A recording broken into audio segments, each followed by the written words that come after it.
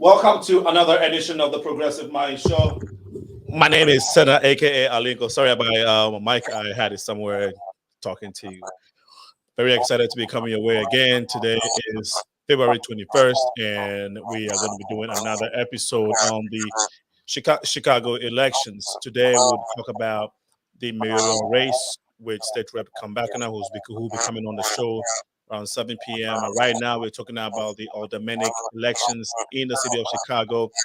Who is going to be the next alderman for Ward 4? And that person, one of the people that are contending for or contesting for that office, Ward 4 office, is Tracy Bay, who's on the show this evening.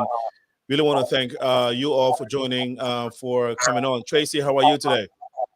I'm good this evening. How are you? I am very well. Good to see you. And I want to remind our listeners that this show is live on Facebook and on YouTube. So if you come on, feel free to share the feed so we can be part of the community building agenda.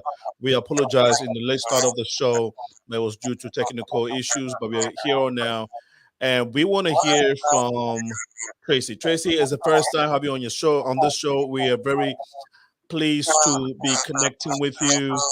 I take it that you are a Chicago native. I am absolutely a Chicago native. Thank you so much for having me this evening. Yes, I'm a Chicago native and I am a lifelong fourth ward resident. You've been supporting or being in the arena of entrepreneurship for about 25 years. And a little more than that, yes. Great. And so can you tell us how you started your entrepreneurship or business career? Sure. So I was in banking in my early 20s and worked for a couple of banks. And after leaving what was Bank One before Chase bought them, I ended up working for a mortgage company. I had done mortgages and consumer lending at a bank, and ended up working for a mortgage company. And the owner and I, after having a conversation, he was like, "You should do this yourself and open your own company." And from that, I did. And from there, mortgage broker to banking to funding, different commercial deals to now doing contracting, general contracting work to having a finishes company. Yes, entrepreneurship has been my life for the past 27 years. We would like also thank you for sharing that with us. If Tracy is not doing, I'm sorry, I think, are you getting feedback? Because I'm getting this. Want to make sure it's not only a little bit. Okay. All right. I think I can hear. Can you still hear me? All right. So if Tracy is not entrepreneurship and helping with community activities, one would like to know who Tracy is, apart from your professional life. So I forgot to mention that I'm not just an entrepreneur as well. I'm also the director of operations for ECCSC, which is Ex-Cons for Community and Social Change, a community-based grassroots organization. We are a social change organization that we do workforce reentry and violence prevention, street intervention work. So outside of that, when Tracy's not working, Tracy's always working. Have you always been involved in community or social activism? Absolutely. So in growing up here, so I come from lifelong legacy of service. My parents have been worked for the federal government, executives there. They have been pastor and first lady forever. And so service is absolutely what I know. At ECCSC, we call ourselves community servants. And so, yes, this job and running for alderman is about service. And that's exactly what I'm running for, to be able to serve the people of the fourth ward and be their voice. If you say you want to be their voice, what do you think is one of the main issues in the fourth ward that you want to be a representative of when you come to the people of the fourth ward? So right now, as everywhere is having in the city, is crime, crime and violence. And in the fourth ward specifically, um, we've had a rise, a real spike in it. Mm, I see this as a place of opportunity to come. mhm, And I was, in the latter part of the summer, a victim of armed robbery myself, walking my dog at 4:30 in the afternoon. So crime is absolutely one of the biggest issues in the fourth ward, and as it is in the city. And ECCSC, we're presently fulfilling a contract that we have with the Alderman's Office, the City of Chicago, doing street intervention work. So just even to be a victim of it, or anybody to be a victim of it, is a huge, real issue for me. mm. Other issues is equitable education advancements. We've got to make sure and ensure that our underpopulated, underserved schools are getting the resources that they need for the children to be successful. Responsible economic development. So much development is happening, and yet it's not community based, nor is the voice of community sitting at the table to speak about those issues and those needs that they have or would like to see. And that's problematic. And youth engagement. I grew up here in this ward, and we had a lot to do on 53rd Street, which is now downtown Hyde Park. We had a game room. We had everything we could go to, the restaurants, the welcoming businesses that welcome us as children. Mhm. We had the Hyde Park Neighborhood Club for programming. We had a lot going on that these youth don't have anything to do. So we've definitely got to look to bring that back in a big way. Mm. Your background also indicates that you are a pastor. You are in ministry. Is that correct? My parents are. Okay. Uh, have you done extensive work in? You mind disclosing your religion? Oh, so I grew up in the mosque and I grew up in church. Okay. So And have you done I'll say extensive community work in the religious space, being a daughter of a pastor? absolutely. Mm, So my dad at his church, he has children there every weekend. He has the after school programming. I've gone over there to help the children with tutoring, mm, with different subjects, from grammar school to high school, and so just even community work in the neighborhoods in the community with people.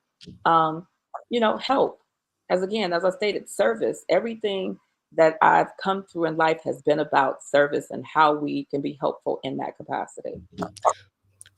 You mentioned thanks for the response. You mentioned crime in the fourth ward. Would you say that compared to other communities that are surrounding the fourth ward, is it anything to is a crime in the fourth ward anything for anyone to be worried about? Because it seemed to be a middle class, community, and you don't hear of crime a lot. So I guess my question is it a prevalent issue compared to the community surrounding the fourth ward? Oh no, it has become that, and the Mm, fourth ward is mm, is is a very diverse ward. It mm, actually is like a tale of two cities because yes, we have middle class portion, but then we also have low income portions of the fourth ward. We have mm, some 100% subsidized housing in the fourth ward, which is absolutely not middle class. And mm, yet, those people need a pathway towards success and what that should look like in their lives, to be able to, get to middle class, or at least to be able to sustain to pay market rent in some cases. mm, So the fourth ward is a tale of two cities in actuality. It's not mm, just a straight middle class ward. mm. Do you think do you think that with the Obama Foundation coming up, are you anticipating a change in the cost of living within the fourth ward? If that's the case, are there conversations or are there policies? Are you working on policies to help mitigate that? Because a lot of people are talking about it and are anticipating something like that. So that's already happening. Mm, Well, the OPC is actually going to be in the fifth ward, but it's so close enough that it absolutely is going to affect the fourth ward. It's gonna affect all the neighboring wards, mm, and even further beyond. And so the cost of living has already started to rise, mm, and that should be a concern. The community of Woodlawn, where the OPC is going to be sitting, they fought for some housing requirements to be put in place so that the cost of living does not have people that are indigenous to those lands to be priced out. And yet that absolutely is their biggest fear. And even in the fourth ward, there's that fear. There's that fear in the 20th ward as well. And so working with those aldermen to ensure that the people who are indigenous to the land can stay in their lands would absolutely be paramount.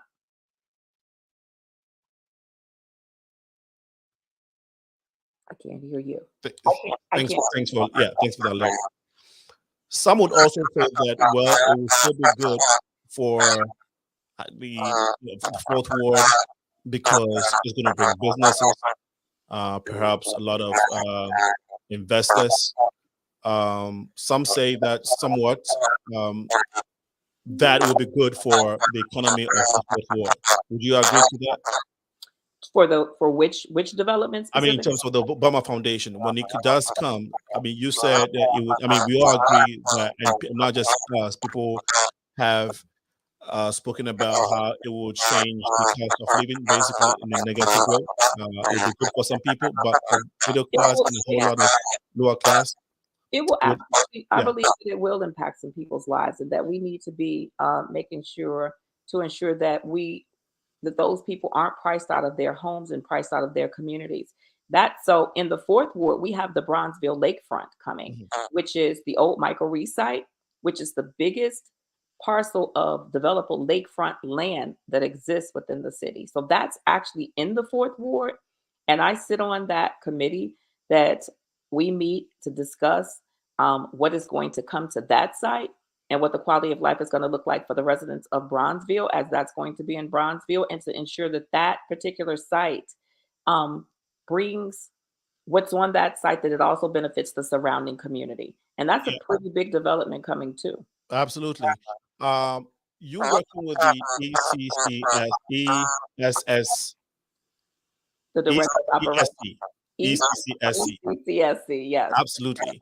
Do you think that since its inception, now, because first of all, tell us, I mean, you mentioned a little bit about what ECCSC is, but give us a little bit background of what it does.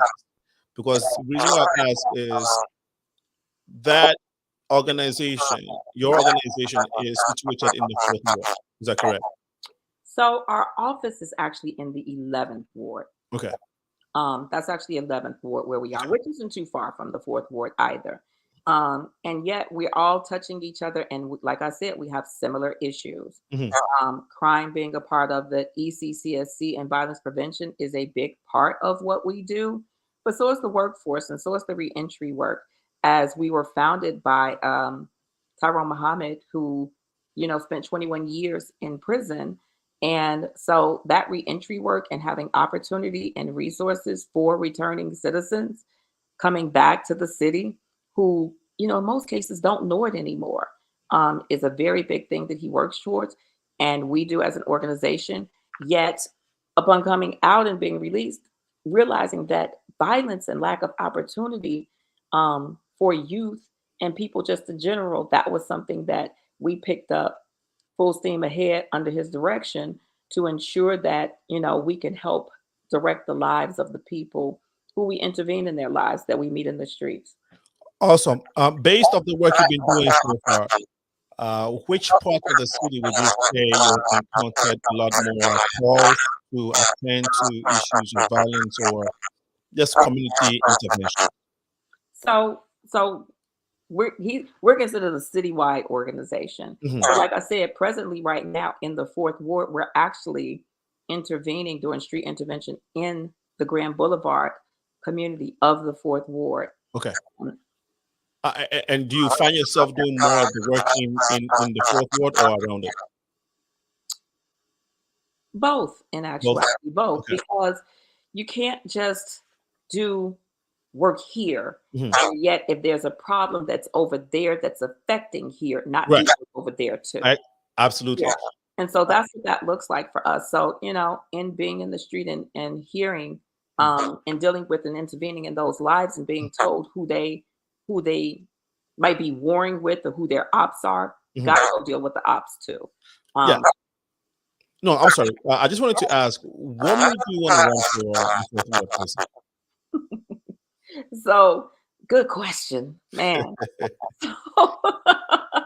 So funny. I ran in 2015, and I ran then because the community asked me to.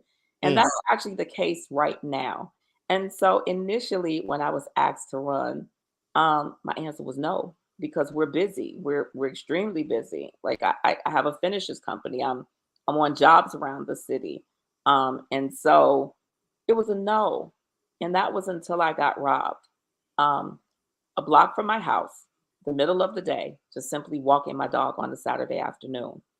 And what swayed me to jump into the race more so was because I did not get robbed by youth. I got robbed by grown men. Mm, And, after we sat down and talked about it for a while, it just came. We have successes within our organization for how we deal with youth and intervene in their lives, and give them a pathway towards something different. But you know what? Getting robbed by grown men made me realize that they lack opportunities and resources as well. mhm. And so we have to. Everything is so youth focused, and it should be. We absolutely have to keep our focus there on our youth. But we also have to make opportunity for grown men who don't Mm. have opportunity and resources. Right. And that made me say, you know what? This happened in my community to me. We have successful metrics, how we have worked. I need to go do this in a bigger level for people to understand we can have success. In Auburn Gresham, for instance, we reduced crime and violence by 38% in 12 weeks. But guess what? There are never any resources to keep these programs going based on what we do and how we intervene and how we go at these things. Mm. So that's problematic. That should be problematic for the whole city. Right. And so, yeah, for me, seeking this office to be the voice of the community, Mhm. because I'm still present. I've been engaged since my last run in 2015, and Mm. knowing what the community is not getting. We have some great assets here in the fourth ward. It's the fourth ward, and yet they're not activated properly to Right. ensure better success for the people of the fourth ward. Nor is it led with their voice. And so to be the voice for the fourth ward is Very that's what important. I'm for. Awesome. Uh, and I must say that, sorry for that unfortunate situation, the robbery situation. I think that nobody should go through stuff like that because it can haunt you for a long time. It can be very traumatizing. Oh yeah, it was. You don't realize it. Mhm. You don't initially realize it right there at Yeah, initially. I Then agree. you realize it too Because late. a friend of mine who has lived in the High Park area on 56th Street, she's lived here for a long time. She's a professor, loved the city, loved the fourth ward, and never had a situation where she felt unsafe walking around. She was robbed around, was it around 7 or 8 p.m. thereabout. So it goes to speak to what you just narrated. She was robbed on Lake Park, Yeah. and I think that was sometime last year. Thankfully, she's gotten over it, and still loving the fourth ward and still living here. But that is a very unfortunate situation, and every now and then you see people lurking in front of Whole Foods, you know. And so it can get a little murky, every now and then, Yep. and so it's good that you have the aspirations and you are looking forward to working harder on curbing crime and violence in the fourth ward. But as you speak and interact with folks in the community, what are some of the complaints and the desires that people would like to see happen in the fourth ward, So, apart from crime? I'm really sorry that happened to her. I definitely know how she feels. Yeah. And so people would just like to feel safe. Mm, I've spoken to some of the other victims that have been mm, robbed, but I've also spoken to people who now feel afraid of their own community, mm. that they intentionally bought their home in, and felt this was where they wanted to be and raise their families, and grow old. And so alleviating that is something that we all would love to have. It really is, but we've got to look at and speak realistically about the lack of opportunities that exist. These crimes that are happening in a lot of cases are economics. And so again, giving them a pathway to something more successful, or showing them that it doesn't, you don't have to rob another person in order to eat that night. Those are some things that we have to work toward. And so, again, like I said, I didn't get robbed by youth. I got robbed by grown men. Mm. And so we've got to work in this and multifaceted with youth, with grown men, with everybody that wants an opportunity to be able to have a pathway to something different and not be robbing people in the streets. Thank you so much for sharing. And I know I'm getting feedback, with our systems here. So please pardon us if you're watching and getting background noise when I speak. Tracy, I think you're fine. So I don't know if it must. I don't think if it's you. Um, Perhaps, yeah. Okay, I think the background noise. I can hear it as much. So if you're watching and you're experiencing a reduction in the background noise from me, please let me know. Um, shoot us a comment in the feed so that I know that this is fine. So thank you so much for giving us that feedback, Tracy. And people, we have four. Is it three people contending for that office right now? It's six. Six. How is the race going so far, Tracy? It's eventful. That's Eventful? all, but it is eventful. One thing I'm happy about, we're having such a great winter. It's still winter, but listen, the last time I ran, it was snow on the ground. Mm, It was much, February is our coldest month. So yeah. it was so much snow on the ground. It was Mm, so cold outside. So guess mm. what? I'll take these 30-degree days with no snow on the ground. This is perfect weather. You were spot on. I've been living in Chicago for, I think this is my 14th year, and I I haven't seen a warmer February, right? I haven't experienced, yeah. So spot on, and I think we as Chicagoans, we're really loving this. Yes, we are. Yes, we are. No, thanks for sharing. You mentioned that the race is getting interesting. Um, and I know you talked about crime. Do you think that there should be more community services, such as one that you're part of, the ECCSC? I know you are in the fourth ward, but do you think Chicago needs more of that? And do you think that specifically we should have one in the fourth ward that will cater for the other communities surrounding it? Do you think that's something that should be a priority? So, there are many great grassroots community organizations that exist throughout the city. And the city, we can't look at it in a silo, but yet we still have to deal with and be intentional toward what it looks like to make better our wards for the quality of life of the people that live here. And Hmm. so the city is having a problem.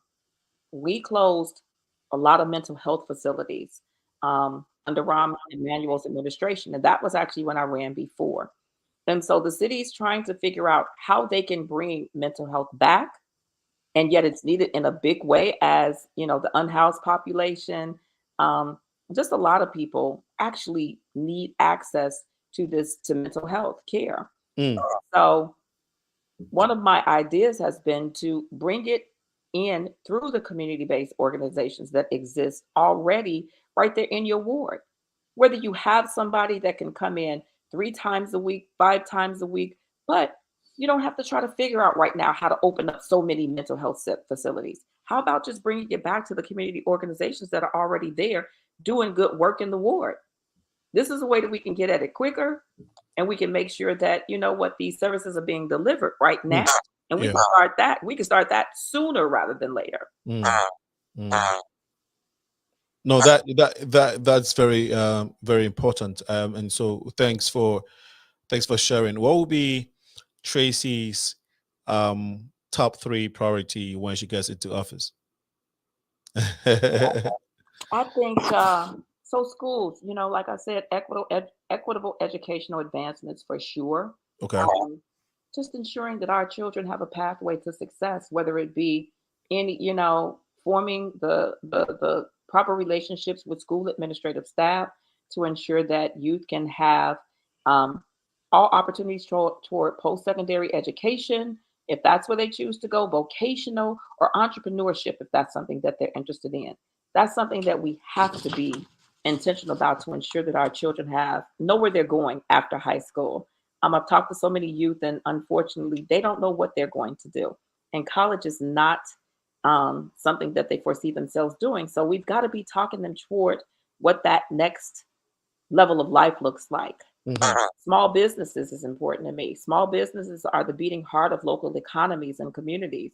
They are mainstays of the neighborhood identity and strengthen community pride and connections among residents. And so small businesses, serve as significant employment engine. They develop and can be individual and household, broader community wealth. And so we've got to do better about our small businesses and how we help them to thrive within their community, truly. And That's a so, great point. yeah, it really is, because I don't,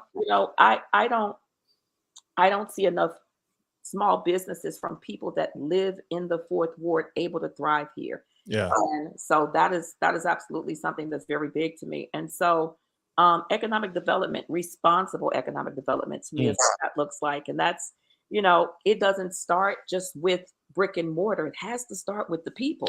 Right. We're not building people and helping them to understand that economic development starts with themselves first and their opportunities, and how we get them to be able to work on, these job sites that are coming to the fourth ward and everything. And it's not as beneficial as it should be to the people that are in the fourth ward.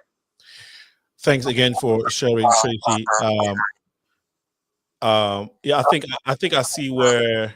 Yeah, I see what causes the background noise. So we're working on that. We got it, Tracy.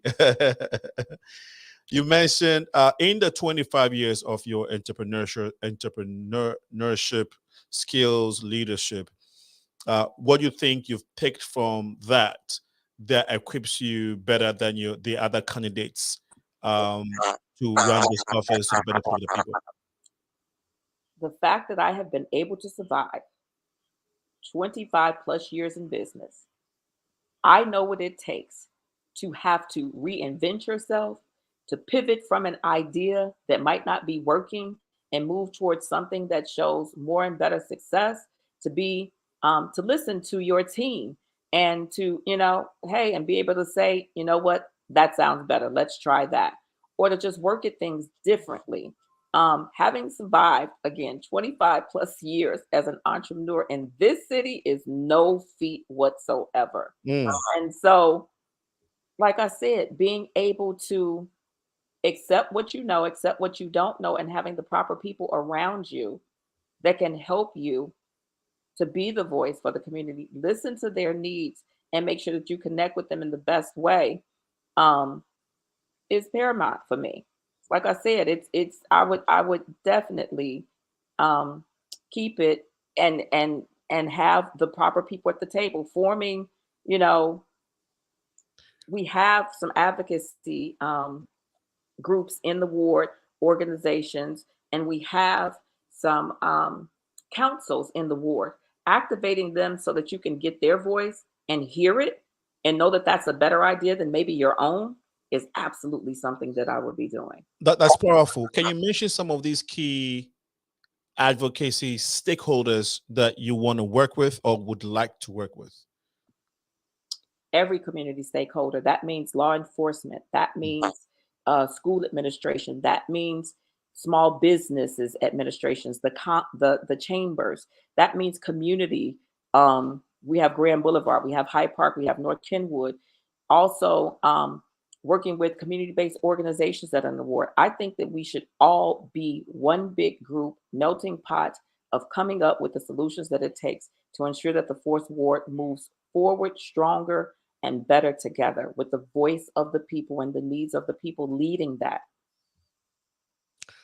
Thanks for sharing. Among those stakeholders, I'll take it from here. Yeah.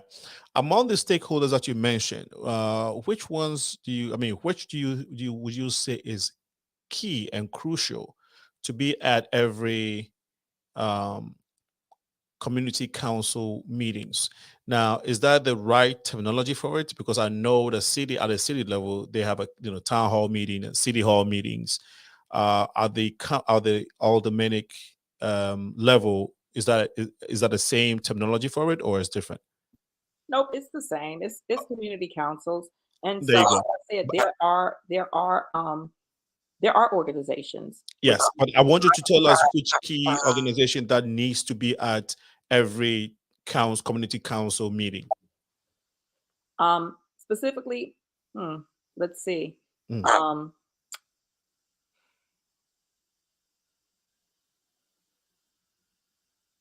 oh God, I'm trying. You just so we have advisory councils in the Good. fourth ward for each Okay. community.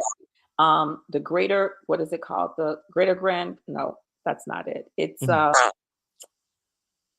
oh, I'm drawing a blank right now. Yeah, but I also think that perhaps um, community leaders, community. Go ahead.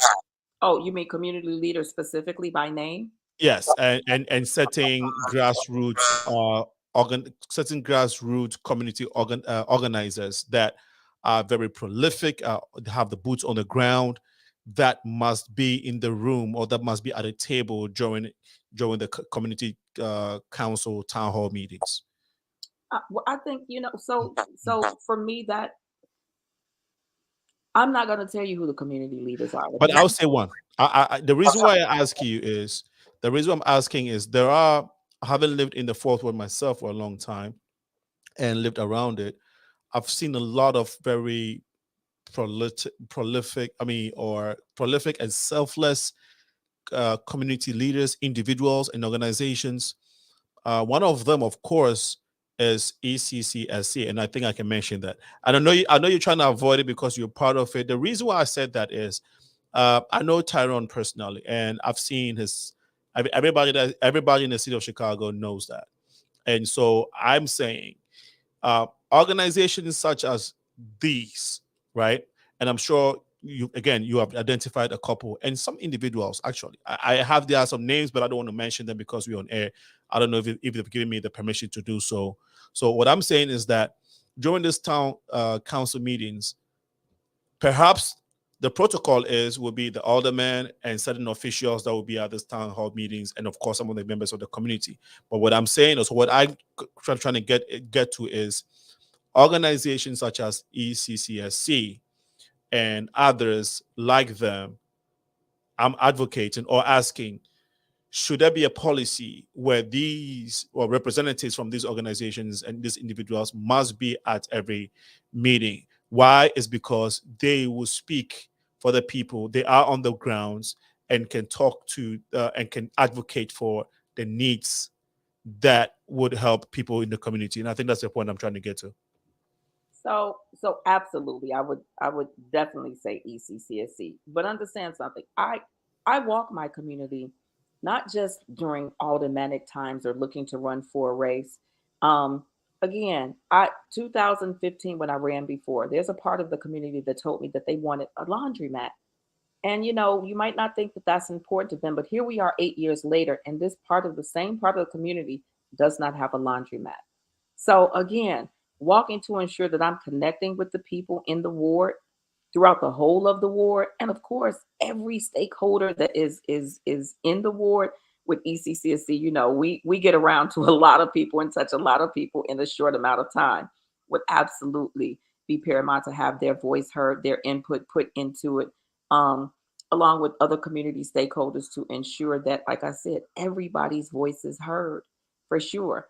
I don't want to mention any of the other people because, of course, I haven't gotten permission to say their names. But there are some other people that I would very much reach for to have present to even lead um, their sect of what they do. So pastors, for instance, we have churches here. They're present. We have a faith based community, and they're a stakeholder in the community.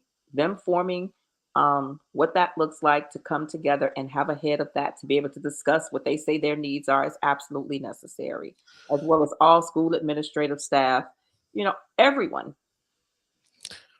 How optimistic are you? Um, of your, what are your no? How optimistic are you of you winning the seat to the fourth ward office? In considering how the race is going so far. Ward. So I would like to believe that the people who Mm, know me in this ward, who have touched me in this ward, who I've touched in this ward, in being out here, not just during this aldermanic race, but would feel that I could definitely represent them well, be a great advocate for them, and be their voice. Every day we're out here working toward that. And the reality of it is sometimes the real work of being the director of operations with ECCSC gets comes first before this aldermanic campaign. mm, Today there was a gentleman, we were out, canvassing, and there was a gentleman that didn't have shoes, and his feet were literally out. And so campaign stops because this is a man in need. And so I called one of the team to go get this man some shoes. And so again, I'd like to believe that people know my heart, my intent, and the sincerity and genuineness of that, my integrity, um, and want that representing them. mm. And so my belief is great in that. Thank you so much for sharing, Tracy Bay, who is running for fourth ward of the office of the fourth ward here in the beautiful city of Chicago. It is 55 minutes past 6 p.m. Central. You're watching the Progressive Mind Show live on Facebook, YouTube, and Twitter. Next will be State Rep Kam Buckner, who's running for the office of mayor. He'll be on the show. If you're rooting for Tracy and want to support, you can send your comments or call 815. Let me go here and get that information. So 815-277-5047, 815-277-5047. You can call her and wish her good luck. If you have any words of advice or any questions, please feel free to do so. If not, we will be wrapping up the conversation in a little bit. But Tracy, how can people, first of all, how are you getting resources to fund your campaign? Because these campaigns are not cheap. So how are you going about it, and how can people support you if they want to? So people can for sure hit me on the email, which is Mhm. BEYFOR, the number 4TH at gmail.com, or people can call 773-245-3299. I actually answer that number. So please, you can call me there, or you can go to BEY 4FOR, Fourth Ward, and that's the number 4TH Ward, .com on the website, and just fill out. And I am the person that responds to those requests as well. I answer the phone and I respond to those requests myself because the people are calling to talk to me. Mm. So I definitely want to hear their voice. I want to hear what they have to say. And so I'm absolutely looking to serving the fourth ward and being an advocate. And anybody can go in early voting, which is happening right now, Mhm. or on February 28th, and punch 5252 for Tracy Bay. I want to ask you one more question as we wrap up the conversation. The fourth ward is known, if I'm not mistaken, as a very popular ward or community that engages or um, that holds a lot of Afrocentric Africa diaspora event or African festivals, right? Afrocentric festivals from Africa. I mean, Africa Festival of the Arts to um, Jack Festival to the one that is held at the Sabo Museum to Ghana Fest. It's just a ton of, and then even Igbo Fest. I hear I think one of the Nigerian communities hold their festivals on at Washington Park. Um, what would be your policy when it comes to promoting unity within the African diaspora community, because in our unique ethnic groups lies a lot of economic power and resources. And we also know that as Black people, we have that challenge, even though we have a very diverse world or community. Would you have any policy to, promote that even more, or actually engage in some youth programs that can help the youth understand the essence of unity? Because this is what asset that our community has that is very beautiful. I don't know if you have any comment with regards to that. And I'm sorry. Yeah, you may want to repeat yourself.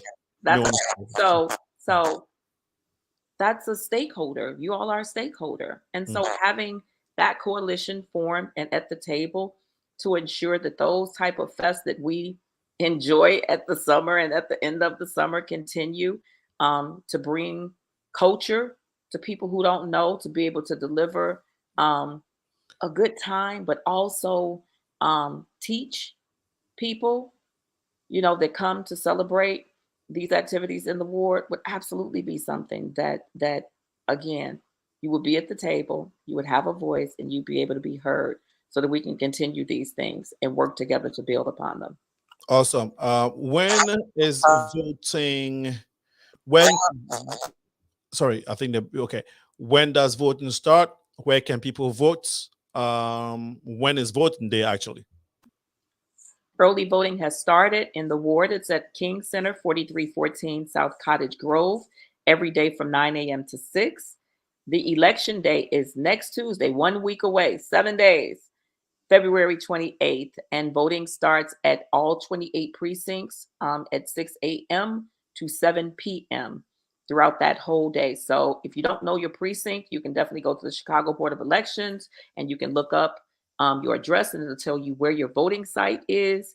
And so right now during early voting, you can go anywhere to any early voting site to vote. It doesn't just have to be in the ward. There are several throughout the city, and you can go anywhere to punch 52 for Tracy Bay. Thank you so much, Tracy. Lastly, can you tell our audience, your audience, the landmark of the fourth ward, if you may? So the fourth ward encompasses Hyde Park, Kenwood, North Kenwood, Oakland, Douglas, the eastern part of Bronzeville, Museum Campus, South Loop, in the downtown. It's a pretty big ward. It's pretty diverse too. And so again, you can look up your polling place on the Board of Elections and find out where it is. But the fourth ward is a pretty big ward, so runs all along the lake. Hyde Park, Kenwood, North Kenwood, Oakland, Douglas, eastern part of Bronzeville, Museum Campus, South Loop, and the downtown area. All right, your last words, Tracy. I want everybody to punch 52 for Tracy Bay. I will serve you in this ward. I will be your voice. I will be the biggest advocate. I will be accountable, community focused, accessible, and transparent. You can trust me. My integrity is good everywhere. Thank you so much, Tracy. We really appreciate your time on here. You have just listened to Tracy Y. Bay, who is running for the fourth ward here in the beautiful city of Chicago. If you want to support, please go on the website, as she has said, and do the needful. We want to thank you all for joining the show. We will be switching over to State Rep Kam Buckner, who's running for the mayor, which is running for the office of mayor. And that is also a great conversation. So stick around with us. Tracy, have a wonderful evening. It was nice having you on the show. You have a beautiful evening. Thank you for having me. You're welcome. So this evening conversation with Tracy has ended. We shall be right back.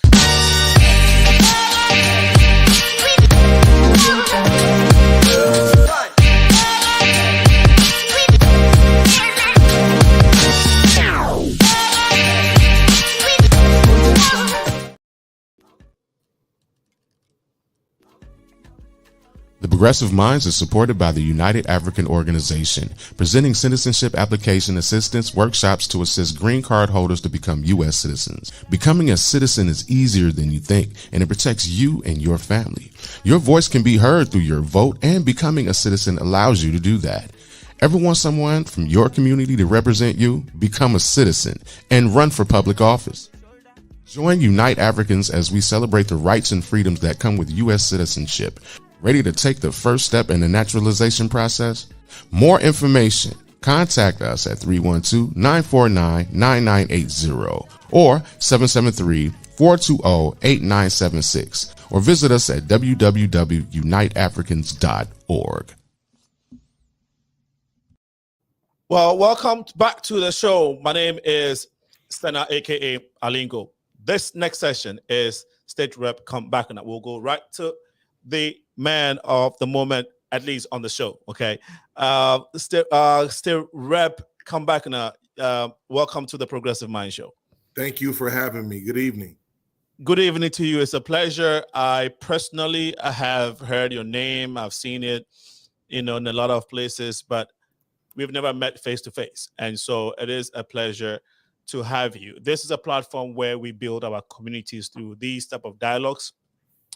We also promote the diaspora conversation, try and bridge the gap in massive way. We are about looking at pertinent issues that are going on in our communities. Chicago is a very beautiful city, a great city, and you are vying for that position to run this office. And so it is a great conversation. I know you've been, you and the other candidates have been on different forums sharing your message. And so we want to have you on here to tell your message to our audience as well. But firstly, let's get to know who Kam Buckner is. And I just want to read a little bit about his background, which of course, and I will definitely also, of course, give him the opportunity to tell us more about himself.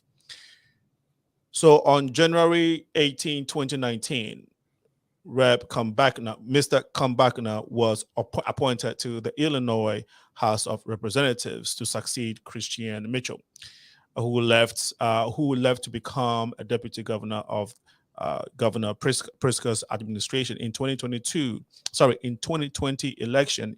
He was elected unopposed in a two-term year. In December 2020, he was elected as chairman of the Illinois House Black Caucus.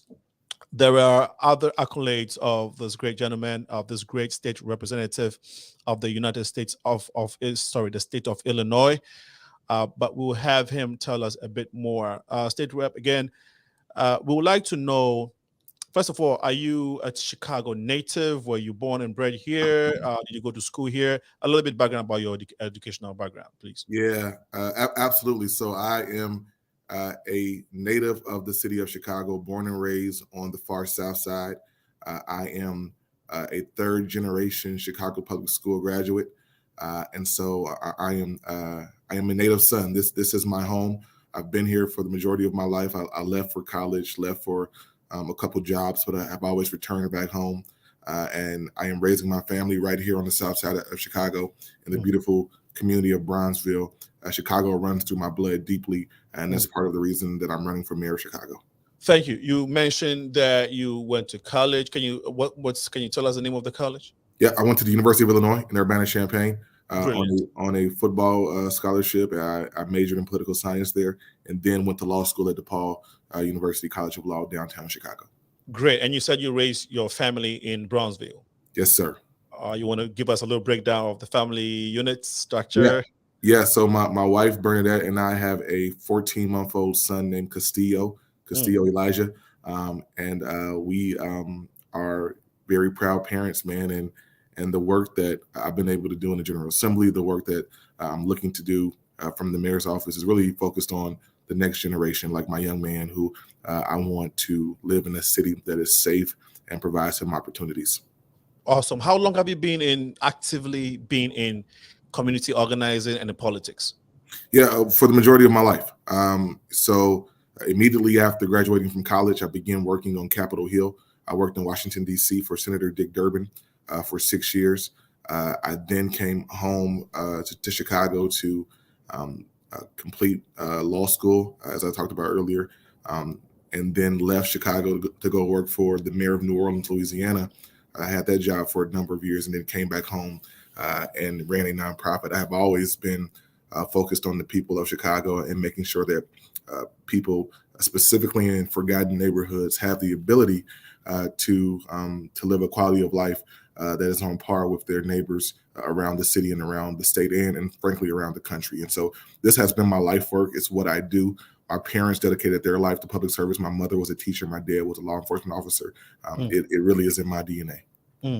And what jurisdiction do you preside over as a state representative?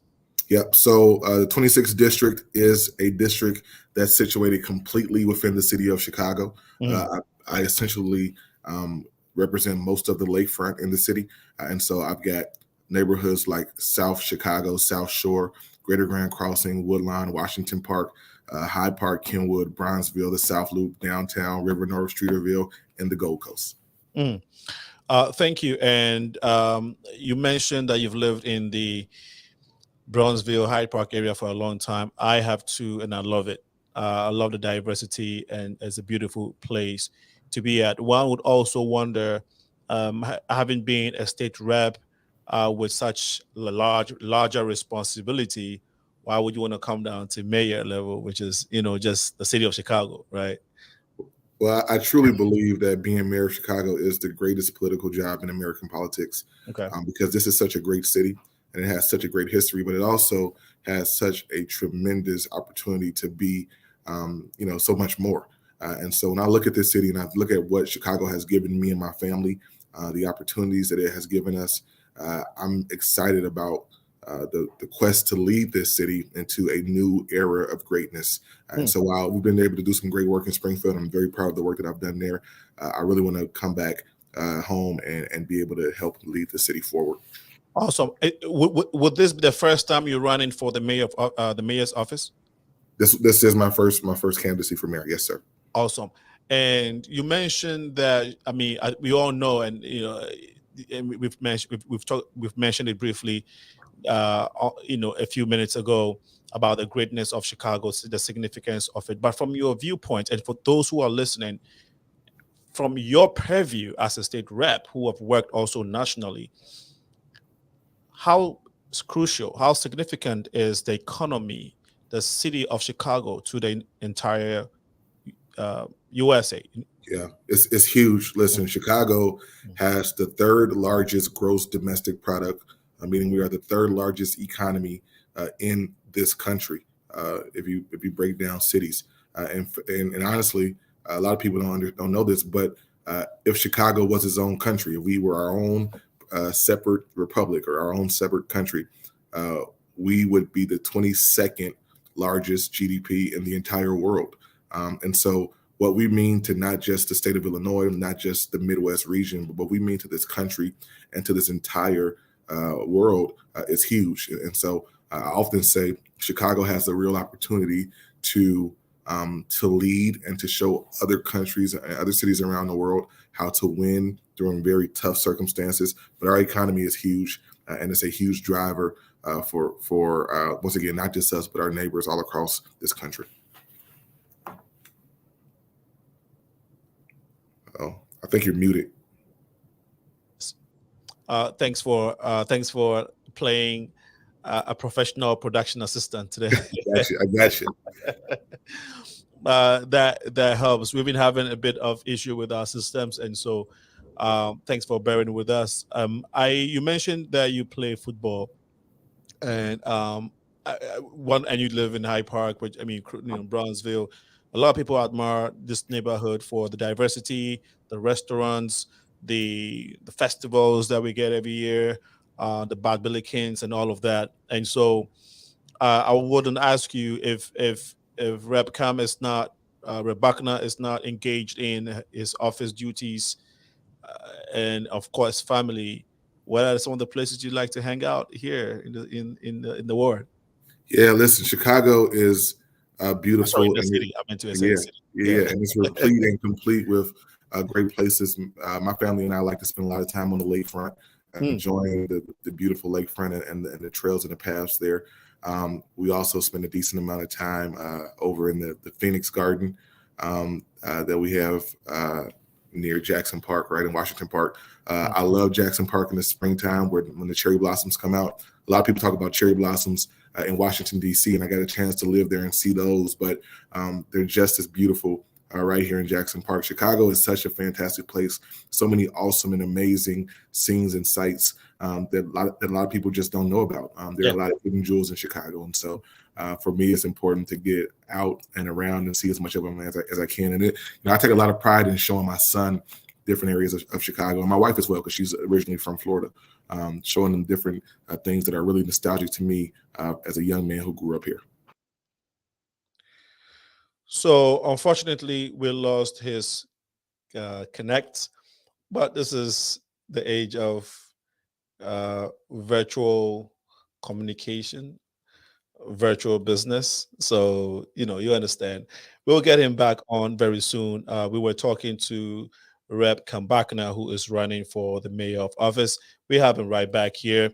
Thank you for joining us and for sharing that beautiful story of how you would relax or de-stress in this great city. The lakefront is one of my favorite spots as well, and I think for a lot of people. I'm just waiting for the weather to hit.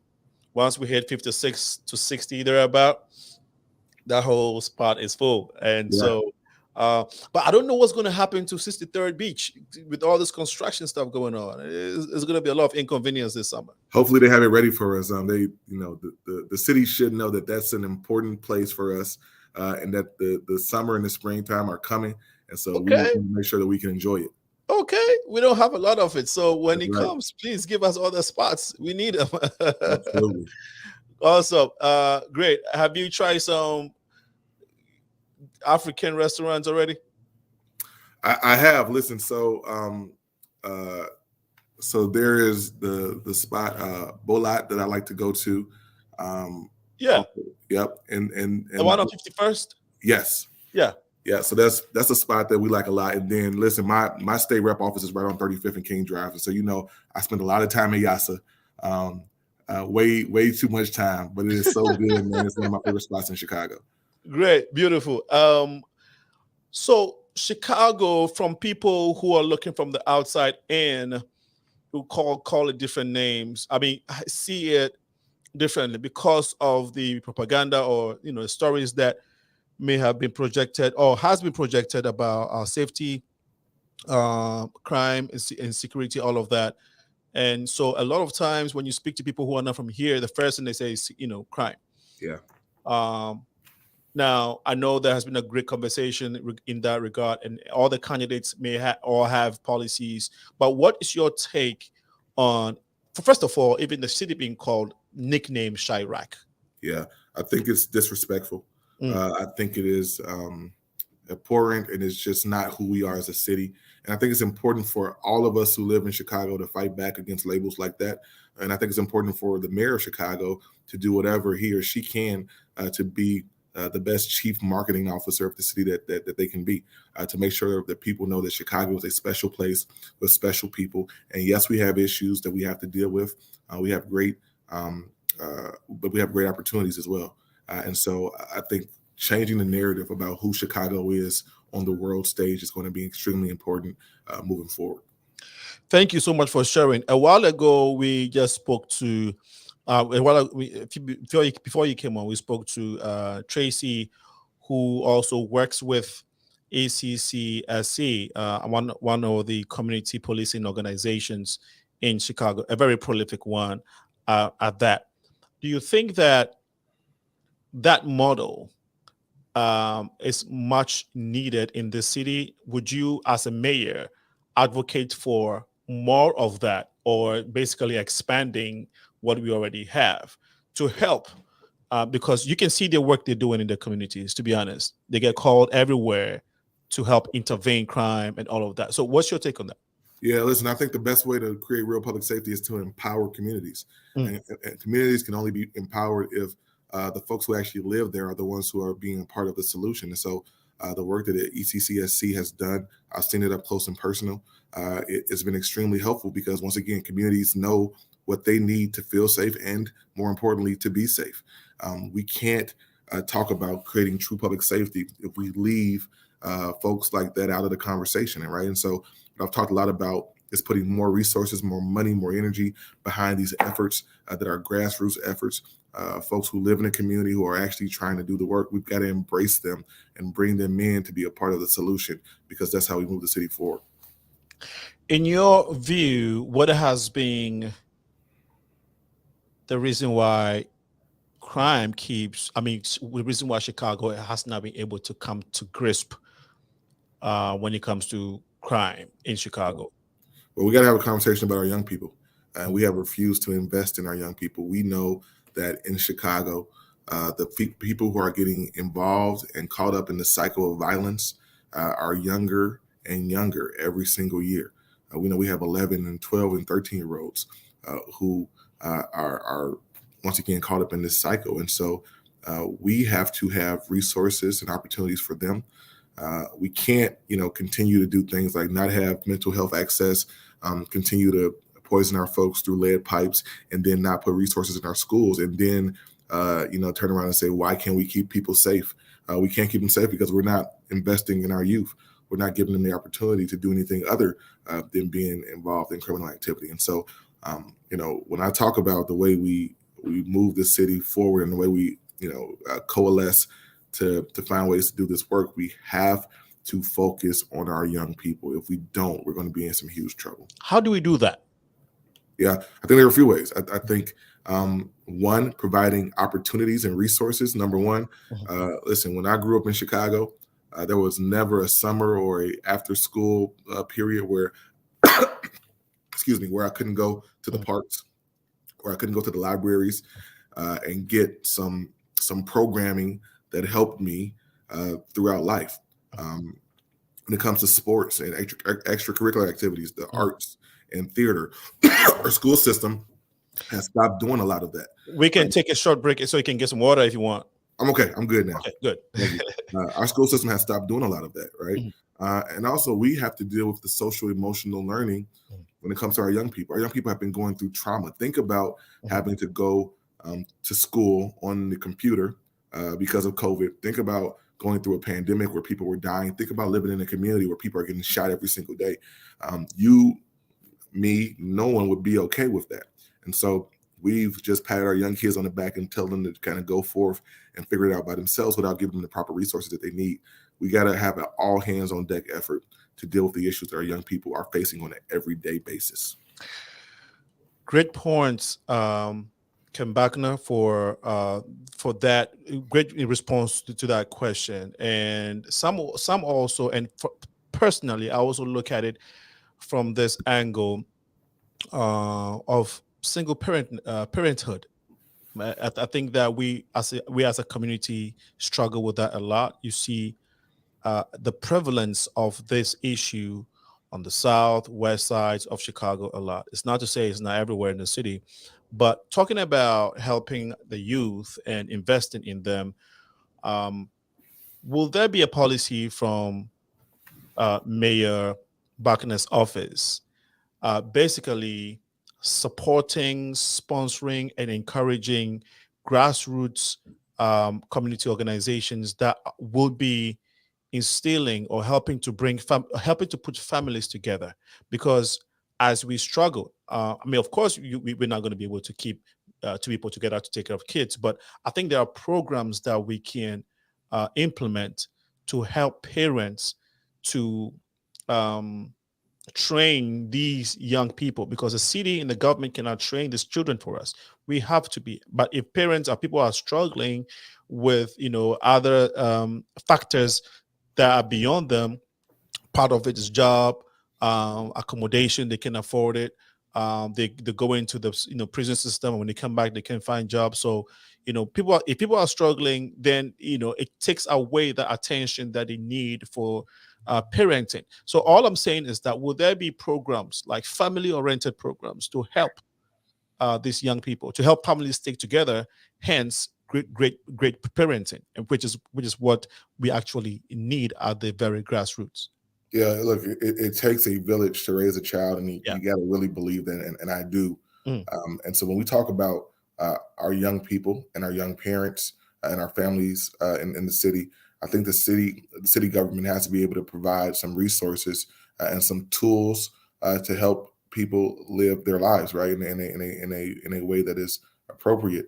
When you look at the fact that all studies will tell you that some of the most important time for a young person is from birth to 3 years old.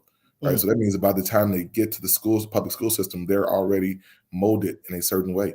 And so what can we do to help parents, whether it's housing, whether it's legal help if they may have been involved with the criminal justice system, when it comes to food security and those type of issues, so that we can literally build a generation of young people who are starting off at a better position than their parents did. We've got the ability to do that, and we've got the resources to move that forward. We just got to have the leadership that says it's important. Thanks for that response. And you also mentioned something in regards to food desert, which we know certain parts of the city is struggling or has been struggling for with that for so many years. What will be your policy on that? I mean, we already know where the food deserts are. Yeah. A year after year, we hear candidates or mayors speak to it, but we are not seeing significant changes. Yeah, there have been springs of changes here and there, like we have the Walmart, that we have the Target in certain spaces. But you know what I'm talking about. What will be your policy towards that? I think first off, we got to address it and we got to identify it. We got to call it what it is. And also, I've been having conversations with some food justice advocates recently, and they've been very clear about the fact that we've got to call it not just a food desert, right, but a food apartheid. And what the difference is that deserts are naturally occurring. Deserts are a part of the ecosystem, and they make other things work. But not providing food for our people is not making anything work, right? And so it's not naturally occurring. It happened because policy has put us there. But food apartheid has happened to us, and so I put a lot of work into this movement. In this campaign, I've committed to having an office of food policy in the mayor's office to make sure that our people are getting the nutritional sustenance that they require. Not being able to having to commute to a grocery store in order to get fresh fruits, to me, is criminal. It's un-American, right? And so if we're going to be one of the greatest cities on earth and one of the richest economies on earth, it's crazy that we still have these places around our city that don't have access to fresh fruits and vegetables and food. And so through that Office of Food Justice and Policy, I'm going to stand up some very specific programs to help build grocery stores, to help build co-ops, to do a better job of urban gardening and urban farming, to make sure that we are providing business licenses to folks who want to sell food or give food away to people in their own community. We have the space to do it. Look, Chicago's motto is Herbs in Orto. That means city in a garden. We are not bereft of the ability to feed our people. Once again, this is a leadership problem, and that will change under my administration.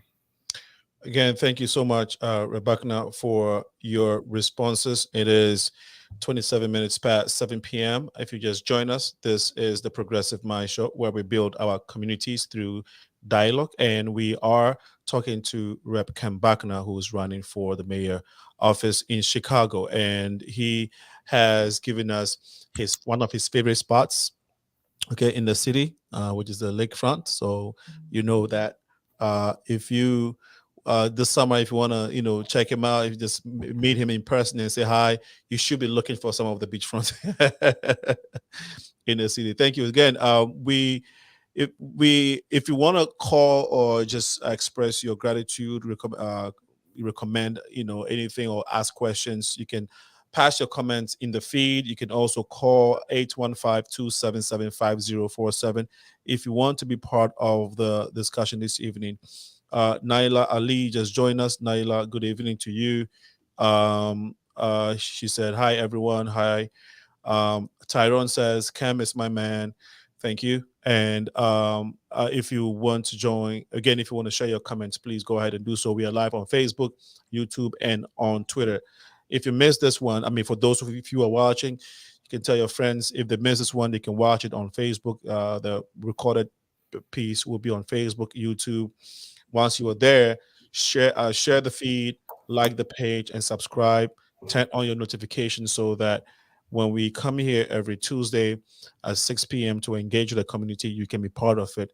We are also here on Sundays between 4 to 6 p.m. We'll take a quick break. When we come back, the discussion or the conversation with Rep. Kam Buckner, who is running for the mayor office in Chicago, will continue. We shall be right back after this. The Progressive Minds is supported by the United African Organization, presenting citizenship application assistance workshops to assist green card holders to become U.S. citizens. Becoming a citizen is easier than you think, and it protects you and your family. Your voice can be heard through your vote, and becoming a citizen allows you to do that. Ever want someone from your community to represent you? Become a citizen and run for public office.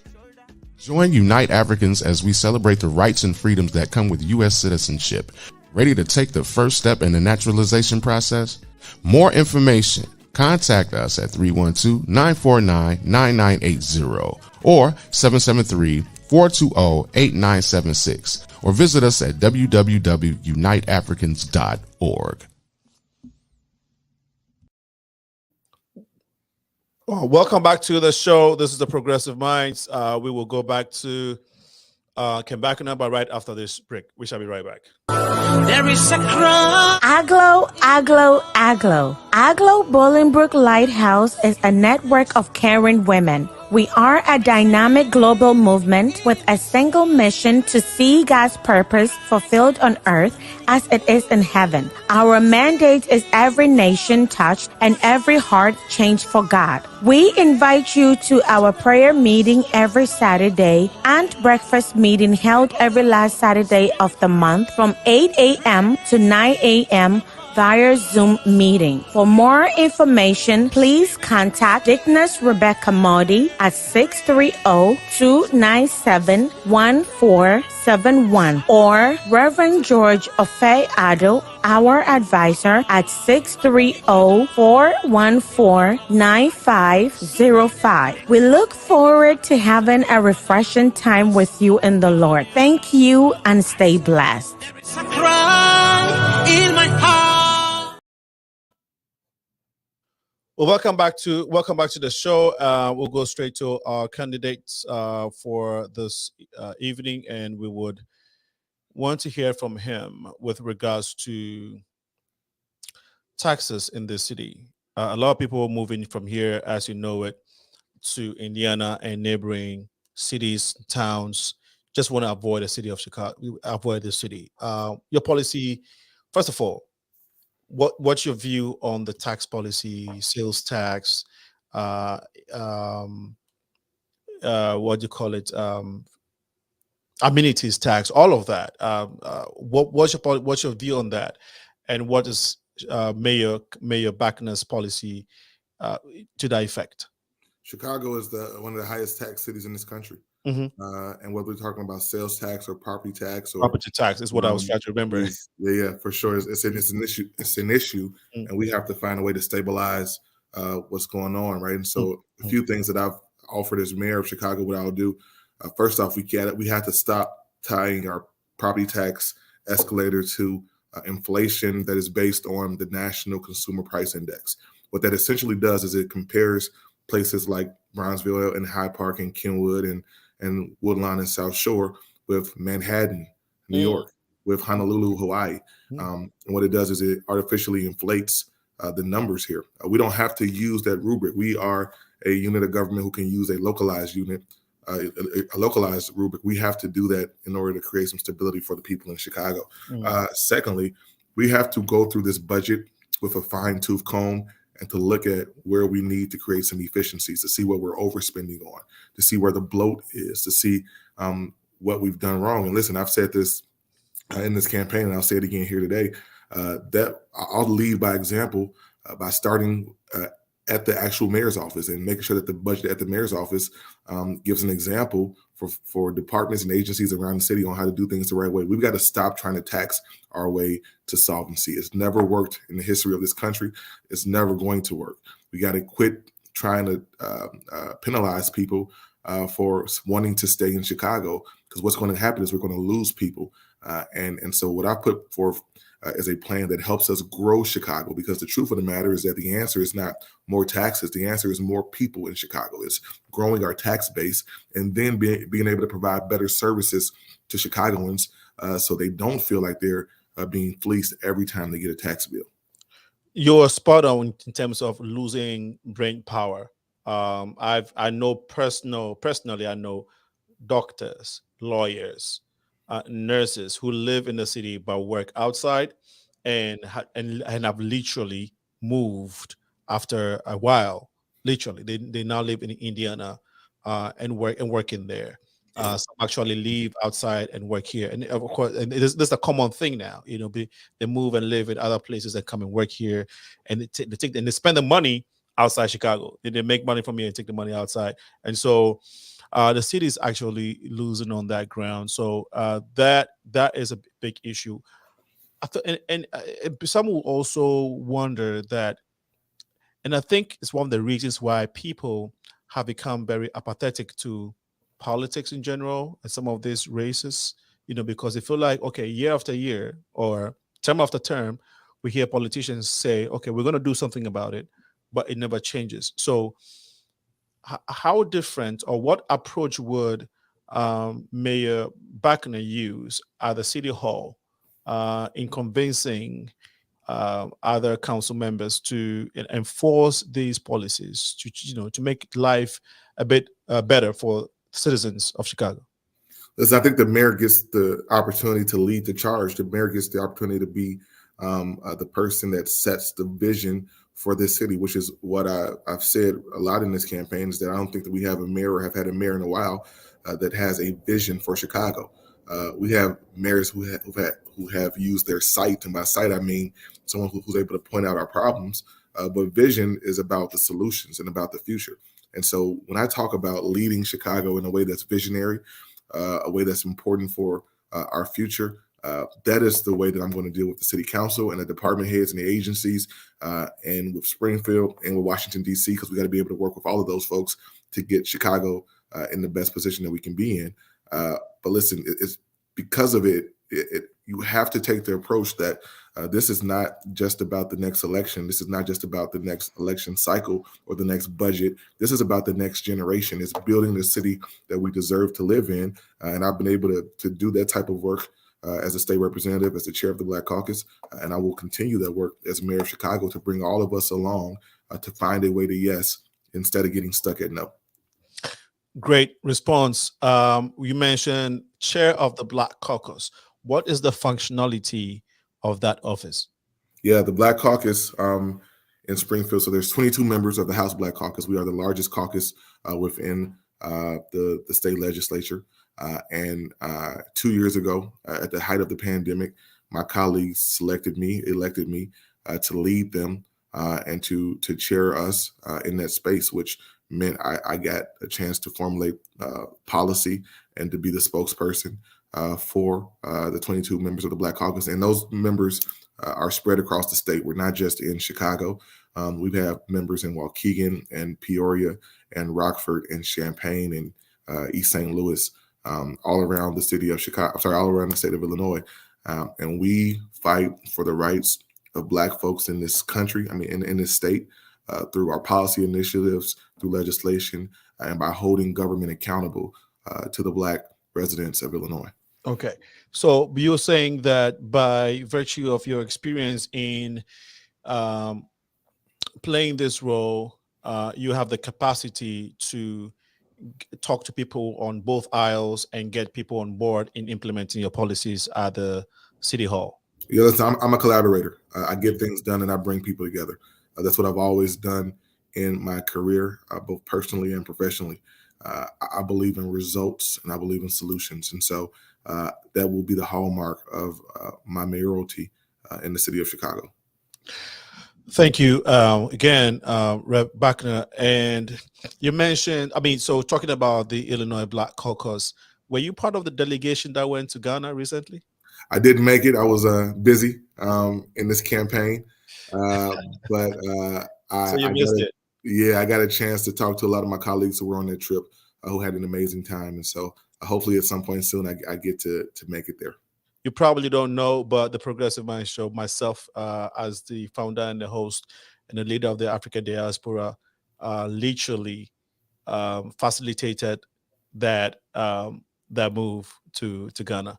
Fantastic! I'm so glad you guys did that. Yeah, it was a great experience for so many of my colleagues. Yeah, absolutely. They went to the Volta region, had a great experience in Ghana. And yeah, we this is part of our cause. We literally champion that. We have different programs coming up to enhance that, to literally pave that way, or build that bridge for African Americans who want to go back to Ghana, or who want to check out Ghana or check out their roots. We're building that bridge. We're creating that pipeline to engage in this exchange program where we can restore the culture, the royalty, and also eventually have Ghanaians or Africans come here to learn about the history of our brothers and sisters in the African American community, their contribution to this country, their contribution to the development of this entire globe as well, their impact in this society that we live in, which is very, very key, because there is definitely a disconnect when it comes to the two worlds, where we're from, what we can do together, our connection. And so part of what we do here as a Progressive Mind Show is building that bridge, and one of our work is what you saw with the Illinois Black Caucus. And so so I'm so glad you guys do that. Let me just say, I think it's huge. We've got to do a better job of bridging the gap, of bridging the disconnect between African Americans who are here and from the States and our brothers and sisters on the West Coast of Africa. I had the great opportunity in college of being very close with a number of brothers and sisters from Ghana, who taught me Twi, who taught me about the Aquapim tribe, what they were from. But I didn't know that until I got to meet them. And so we got to find a way to bridge that gap. Awesome. And that's being said, I don't know whether the terrain of your campaign, but most of the time, what I don't see happening is candidates, coming into the African and the Caribbean communities to sell their message. A lot of times there's a tendency for candidates to marginalize these ethnic groups. And so it's interesting that we're talking about it, and it's very important that we're talking about it. What has been your strategy in that space? Yeah, I think you're right. I think there's been a huge disservice done to make sure that we are connecting folks from the diaspora and having a real conversation. As I always remind people when we talk about political outreach, Africa is not a country, it's a continent, and that there are different people from different places that we need to sit down and talk to them to figure out, how we better serve all Chicagoans, no matter where they may be from. And so we've been very intentional in reaching out. We've got some folks who've been supportive of this campaign, who are Nigerian, who are Ghanaian, who are Senegalese, who have been able to talk to us and help us through.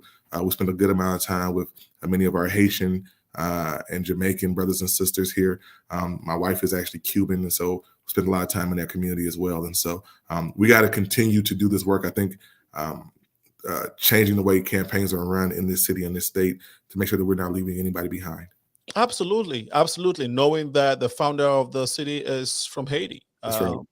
And so, I think that there has to be a lot of work in paying attention to the African community, the Caribbean communities as well, because there's, like you said, a lot of resources and intellectuals, people who are very keen. This is our home now for the Africans who are here.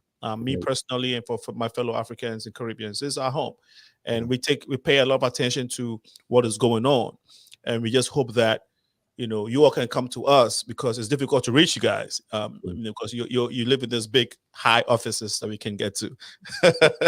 Listen, we got to be accessible too. That's another thing. No matter how high the office gets, we've got to make sure that we are not only are we coming to people, but when people want to come to us, they can do that as well. Awesome. And again, so part of what we do is to create spaces for that. And so this summer, we've done soccer tournaments to forge that solidarity. We did the exchange ceremony last year. We brought a king to crown Reverend Jesse Jackson. I don't know if you heard about it. I was there. Oh, Yeah. oh, really? Okay. Yeah. Okay. Yeah. Brilliant. Okay. And then this year is coming up again. We have about 10 kings that are coming. The theme is restoring the royalty. So they're coming to.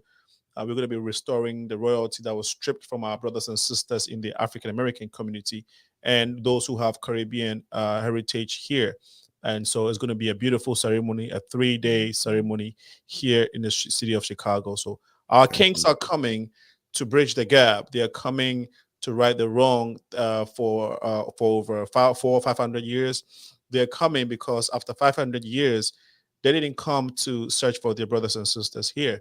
And so this is the era, this is the time that we deem it fit that they come here and extend their hand of welcome, love, healing, and of course, restoring that which was taken away. So fantastic.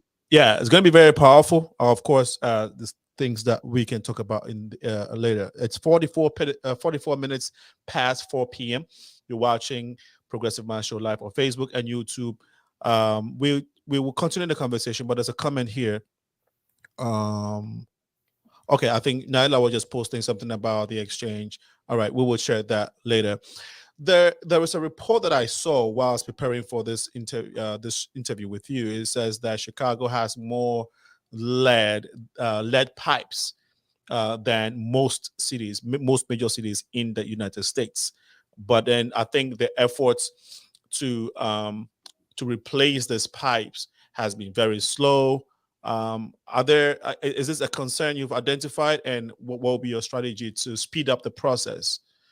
Yeah, this is a huge issue. We have to be able to address it.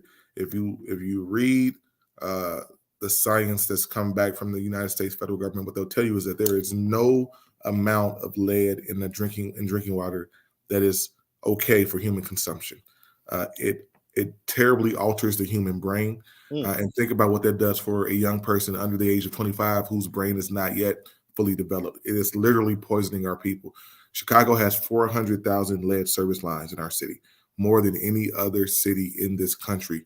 And so we have to have a concerted effort and a plan to move forward to deal with this, right? So what I've talked about is actually beginning to do the work, triaging the city into quadrants based on where we need to begin work in the most kind of important and immediate way. I've also talked about making sure that places that have children, right, whether these are schools or daycare centers or homes that have pregnant women in them, we have to make sure that we are providing filters and putting them first on the list so that we are not poisoning our young people before they even get a chance to live a regular life. And then the other thing is that we've seen cities like Denver and Detroit find a way to bring down the cost of what it costs to replace the lead service line. Chicago's not been able to do that because we have not even started the work. There is money at the federal government level to be able to deal with these issues and to be able to increase the technology so we can do it quicker and faster and more efficiently. But Chicago has just sat back on our hands and not done anything. We can't. This is one of the biggest issues in this race. Unfortunately, not enough people are talking about it. We are literally poisoning our people. We've got to have a solution now. Thanks for sharing. We have a few minutes to wrap up the discussion this evening with you, but then another big conversation. This is a national conversation, but when we bring it down to the city of Chicago, mental health. A lot of the clinics, we understand based off reports, have been shut down. Cities, specifically clinics that cater to maybe poorer communities.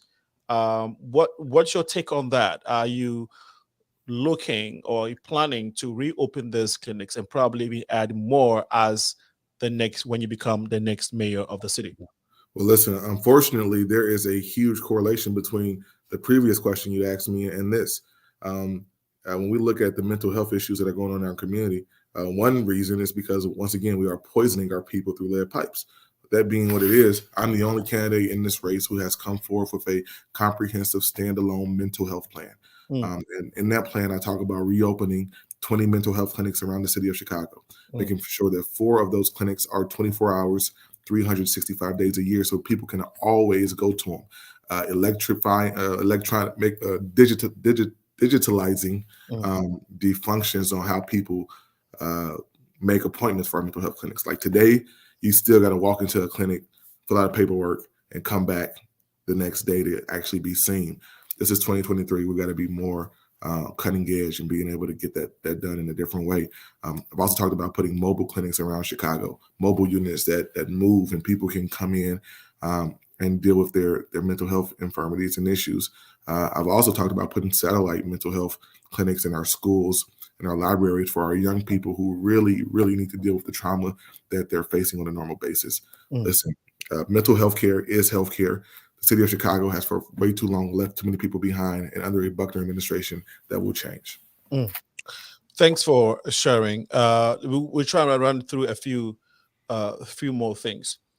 Speed lights, speeding cameras in the city of Chicago is something that most citizens complain about.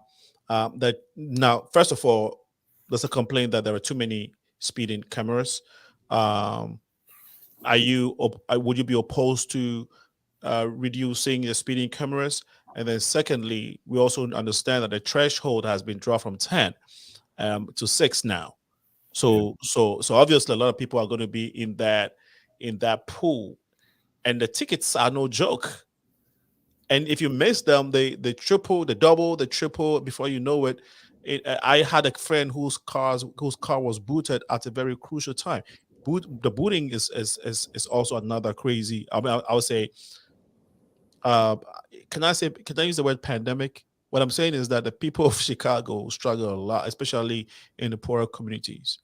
Your take on that, please. So listen, I think there are a couple of issues here. One, traffic violence is a real thing, right? And we've seen a lot of young people lose their lives, specifically in the last year, when it comes to drivers who have not been paying attention and been going too fast. So we got to be able to deal with that. And my remedy for that is slow streets infrastructure, right? Being able to make a city more livable, the streets more walkable, and make sure that pedestrians and folks on bicycles have the ability to share the road with drivers and to be safe, right? But what I also have talked about is that we can't continue to nickel and dime and pull money out of the pockets of the Chicagoans who can at least afford to have money pulled out of their pockets. We know that there is an inequitable distribution of these tickets. There's an inequitable distribution of where these red light and speed cameras exist. And so if we're going to talk about true safety, let's do the infrastructure work to create safety. Let's not say we're trying to make things safe and just put our hands in the pockets of people who can once again least afford it in order to buffer up the city's finances. That's wrong. We can't continue to treat the Chicagoans who can least afford that way. Thank you for that great response. It's 9 minutes to 8 p.m. and in a very short while we'll be wrapping up the conversation. Let's talk about public school for a minute. The Chicago public schools. Your take on some say some of the public schools are very deploring, and others wish if they have the income, they would take them to private schools. So your take on the state of Chicago public schools, and what you think should be done to improve it, again, when it comes to urban poorer communities. So I am a Chicago public school graduate. My mother spent 33 years as a CPS teacher. My youngest sister is currently a CPS teacher on the South Side. My oldest sister is currently a CPS principal on the West Side. Okay. And I'm looking forward to the day that my son becomes a third generation CPS graduate. But our system is problematic, and we got to do some work to fix it. I put forth a robust education plan, a sweeping education plan that does a number of things. But one, it gets the proper amount of money from Springfield and Washington, D.C. For our young people, and it makes Chicago public schools put that money into the schools based on who needs it the most, not who has the most kids, because way too often we've seen our school system starved out. It also creates some real partnership with the business community to make sure that our young people have jobs and the ability to go be a part of a thriving economy once they're done with school.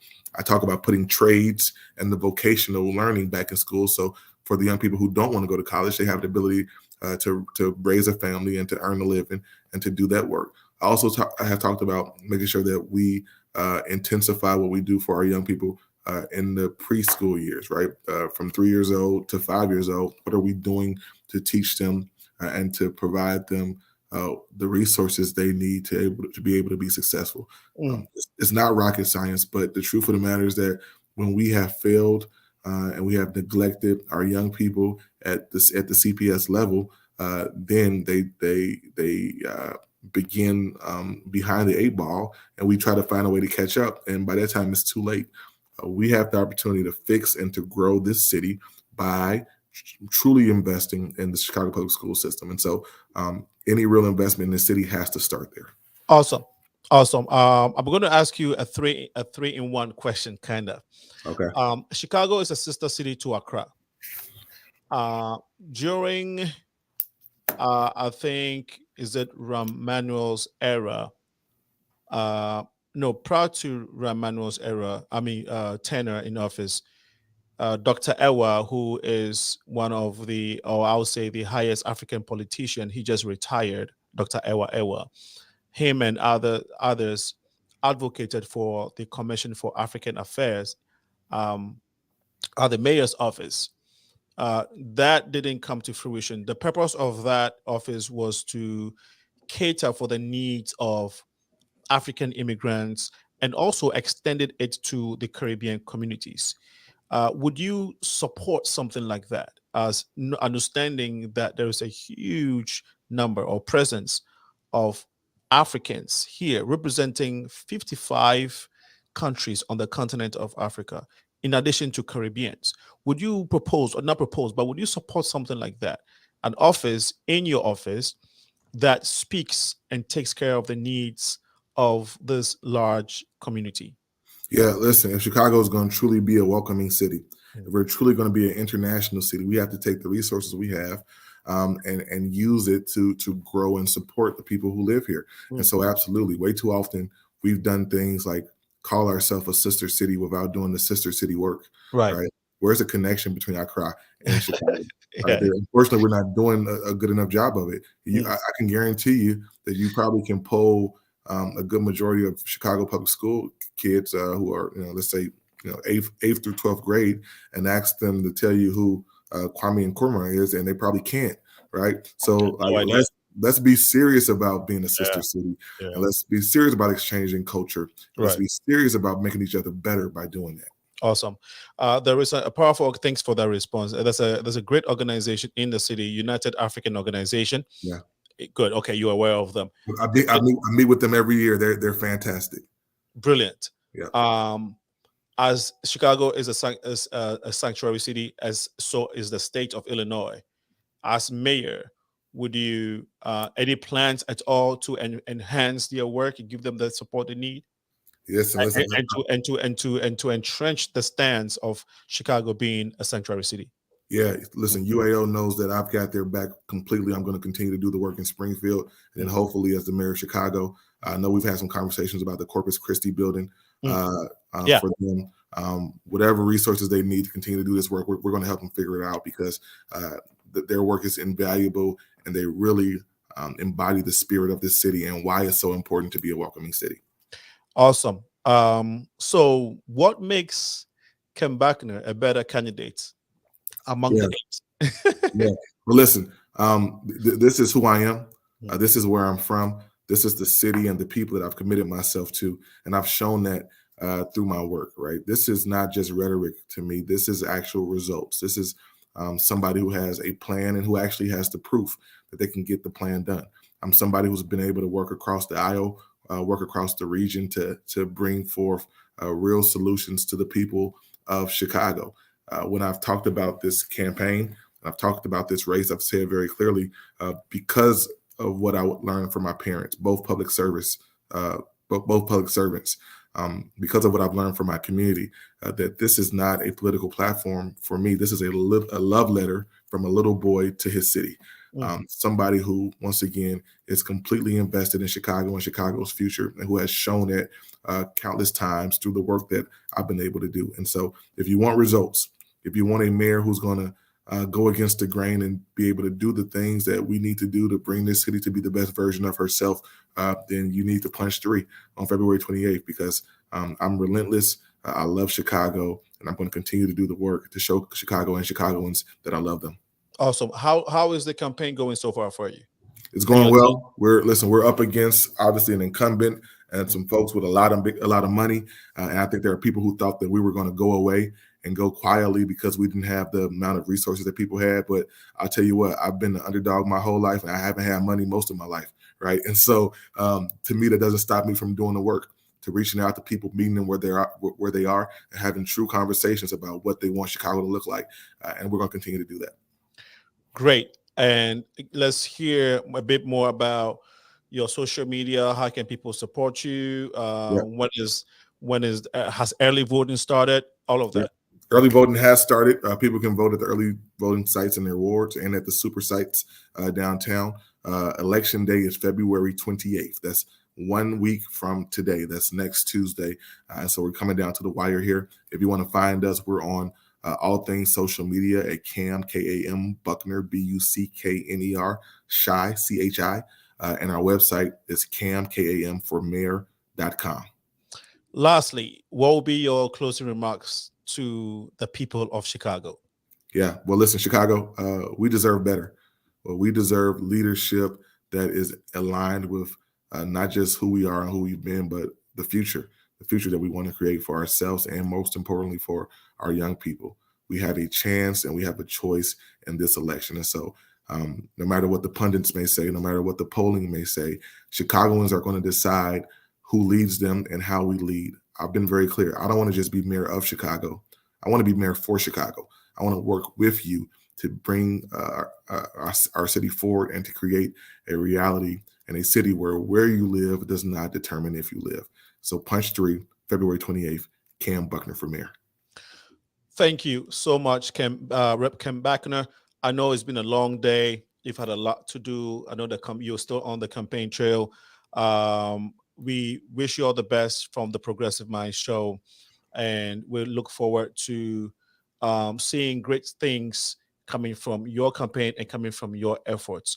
All the best. Thank you once again for coming on the show to share your vision, your passion, and your policies for policies regarding this beautiful city and its citizens. Thank you so much. Thank you so much. Thanks for all you do. My pleasure, and look forward to working with you regarding community programs in this beautiful city. Once again, you have been watching the Progressive Mind Show. My name is Sana, aka Alinko, and we just spoke with Rep. Kam Buckner, who is running for the mayor of Chicago. Mayor of Chicago. Pardon me, it's been 2 hours now. We earlier on had Tracy Bay, who is running for the 4th ward. Is running for the alderperson for the 4th ward in Chicago, and we just spoke to Rep. Kam Buckner, who is running for the city of Chicago as mayor. Once again, I want to thank you all, and we want to remind you of our event, the epic event of this summer, the exchange ceremony. So save the date, the 24th of June. The kings of Africa are coming. Kings from Ghana are coming to restore the royalty. It's going to be a historic cultural exchange event. There's going to be a business component of it and a historic cultural mental health panel discussion as well. It's a 3-day experience of healing, celebration, and connecting our people after 400 or 500 years of separation. If we don't work towards our coming together, if we don't work towards our solidarity as a people, one historic Pan-Africanist, John Clark, once said, Pan-Africanism or we perish. And that being said, remember, to whom much is given, much is required. I'd like to thank everyone that has joined the show this evening. Naila, who has helped with production, thank you so much, Naila. And to Jeanette, thank you so much for supporting Jeanette. Tyrone was here earlier. Julian Alexander. There were a few people on the feed that I'm probably missing. Bella Kute, Shirley Tete, Omo Rore, Johnny was also here. Joseph Awinyoga was watching as well. And let me share Naila's comments. The exchange ceremony on June 24th, where the next king will be crowned. You don't want to miss this historic event. Of course, you want to come to this event to see the next king and queen that will be crowned in the city. Very epic. Thank you again, Naila, for the reminder. On that note, to whom much is given, much is required. I had to repeat that. Take care of yourself. Have a wonderful evening. Coming Sunday, we shall be coming your way again. Have a great evening. Bye-bye. This is Alinko.